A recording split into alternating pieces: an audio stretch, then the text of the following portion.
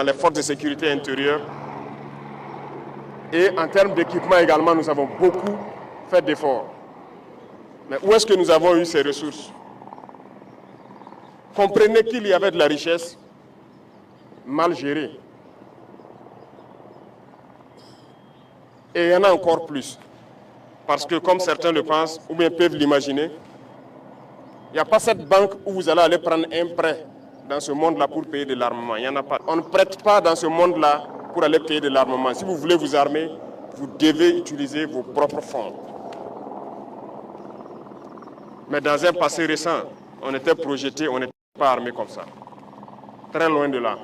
Je pense qu'il y a beaucoup d'anciens ici qui ont vécu la même chose, qui peuvent conseiller aux plus jeunes qu'est-ce qu'on vivait hier seulement et qu'est-ce qu'on vit aujourd'hui.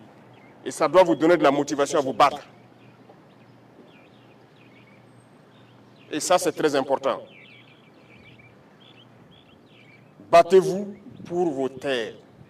Battez-vous pour léguer un Burkina meilleur aux générations à venir. Battez-vous pour qu'on puisse exploiter décemment nos ressources et que ça nous profite. On a lancé plusieurs initiatives. Nos parents au village sont en tout cas plus ou moins contents de tout ce qu'on fait pour eux en matière d'agriculture, parce que notre population est en majorité agricole, pour tout ce qu'on est en train de faire en matière d'infrastructures routières pour pouvoir se déplacer et tout. Mais tout ça, c'est avec nos ressources. Vous regardez les images des autres pays. Vous aimerez que votre pays aussi ressemble à ces pays soi-disant développés là. Vous pensez que c'est impossible? Eh bien, c'est possible. Je disais à quelqu'un, il y a 2 ans de cela, je dis chez les autres, même les hôpitaux pour les animaux sont mieux équipés souvent que nos hôpitaux ici qui nous soignent, en termes d'appareillage et tout. Mais qu'avons-nous fait pour que nous soyons à ce niveau? Eh bien, nous allons rattraper et dépasser. C'est ce qui nous a amené à lancer des programmes également pour pouvoir construire des centres de santé modernes et équipés. Il n'y a pas de raison que nous restons à la traîne. C'est pour dire que tout ce que nous faisons, il y a la possibilité de le faire, voilà pourquoi on le fait. Et nous allons continuer dans ce sens. Ceux-là qui ont la chance d'aller en stage à l'extérieur, qui font des photos au bord des jolies rues, des jolis immeubles, c'est possible ici au Burkina. Et c'est ce que nous allons faire, pour que vous viviez à l'aise et bien.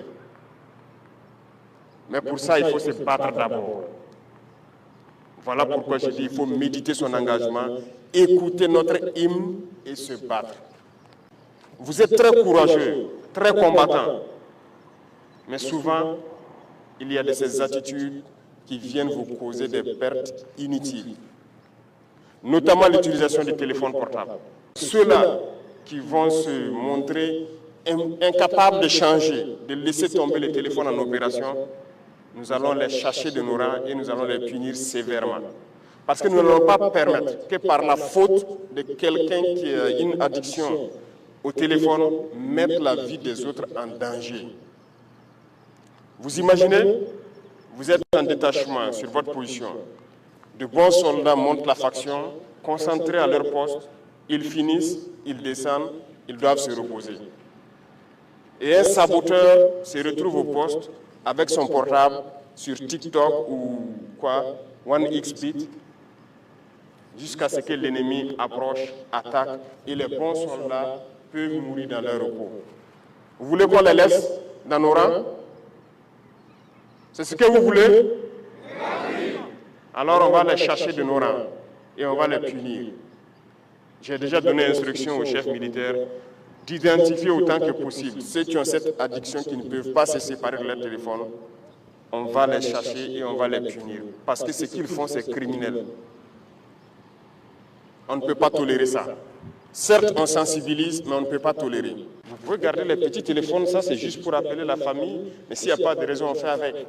Ceux qui ont des parents magistrats ou autres qui peut-être participent au tribunal qui juge les terroristes peuvent se renseigner avec eux. Que ce soit dans les tribunaux, que ce soit les terroristes qu'on prend au combat comme prisonniers, que ce soit ceux qui se rendent, tous à l'unanimité nous disent qu'ils arrivent à réussir certaines attaques à cause de l'emploi excessif du téléphone de nos soldats. Donc s'il n'y a pas cette conscience de se débarrasser, nous allons sévir. Et donc, dans peu de temps, vous verrez des gens radiés, sûrement en prison, parce qu'ils mettent la vie des autres en danger et ils ne peuvent pas se séparer. De toute façon, c'est assez clair. Il y a une note de la hiérarchie militaire qui interdit les téléphones en opération. Après la phase de sensibilisation, vient la phase de répression. Nous n'allons pas tolérer que des gens mettent la vie des autres en danger. Même votre propre vie que vous mettez en danger avec le téléphone, vous n'avez pas le droit, parce que vous ne vous appartenez pas. Un militaire, il appartient à l'armée.